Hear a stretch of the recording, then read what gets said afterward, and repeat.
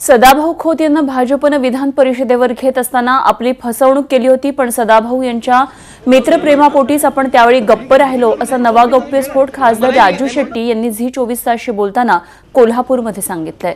राजू शेट्टींशी खास बातचीत केली आहे आमचे कोल्हापूरचे प्रतिनिधी प्रताप नाईक यांनी। स्वाभिमानी शेतकरी संघटनेतून सदाभाऊ खोत यांची उचलबांगडी करण्यात आलेली आहे आणि याच विषयावर बोलण्यासाठी माझ्यासोबत आहेत स्वाभिमानी शेतकरी संघटनेचे नेते खासदार राजू शेट्टी।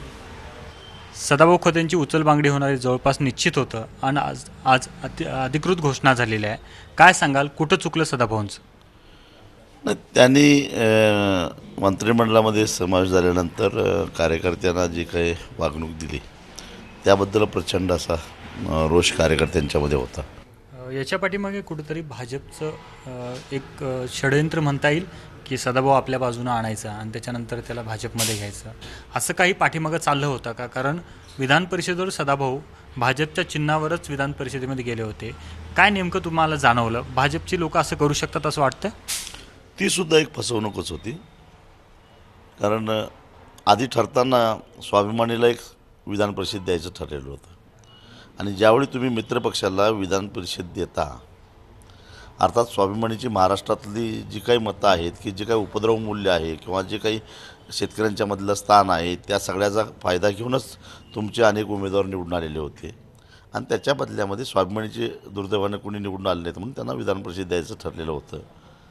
ते देत असताना तो उमेदवारसुद्धा आमच्याच पक्षाच्या वर निवडून आला पाहिजे हा आग्रह धरणं चुकीचं आहे, सरळ सरळ फसवणूक आहे। आणि हे माझ्यासारख्याला कधी कळतं, जर फॉर्म भरत असताना कळतं, ही त्याच्यापेक्षा दुर्दैवाची गोष्ट आहे। म्हणजे मला माहिती नाही की सदाभाऊला त्या लोकांनी आधी सांगितलं होतं का नाही होतं, पण मी ज्यावेळी सदाभाऊंचा अर्ज भरायला विधान परिषदेच्या मध्ये गेलो त्यावेळी अर्ज भरल्यानंतर ज्यावेळी मी पक्षाच्या रकान्यामध्ये भारतीय जनता पक्ष हे नाव वाचलो त्यावेळी मी अक्षरशः उडालोच। म्हणजे असं कसं काय होऊ शकतं? इथं स्वाभिमानी पक्ष पाहिजे होतं। आणि मग सदाभाऊ मला म्हणाले नका नका आता कधी आता मला संधी आली आणि ती घालवू नका तुमच्या ह्या वागण्यामुळे, इथं जर का अर्ज माझा नाही भरला गेला आज तर माझं नुकसान होईल। त्यावेळी मी संयम बाळगला, परंतु मला ती गोष्ट काय आवडली नव्हती। म्हणजे एकूणच भाजपचे लोकांनीच जाणीवपूर्वक सदाभाऊंना जाळ्यात ओढलं असं म्हणायचं का? हां, त्यांनी काय एबी फॉर्म दिला?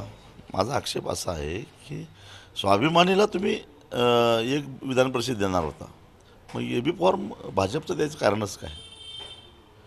द्यायला नको होता, परंतु तोही माझ्यासारख्याला शेवटच्या क्षणी समजतं चुकीचं आहे। काय सल्ला द्याल? आता ते सल्ला देण्याच्या पलीकडे गेले, त्यामुळे मी काय सल्ला वगैरे काही देणार नाही, परंतु जिथं आहे तिथे त्यांनी समाधानी राहावं, कारण दीर्घकाळच्या मैत्रीनंतर मी शापबीप तुम्हाला कोणाला तरी देणार नाही। हे होते राजू शेट्टी।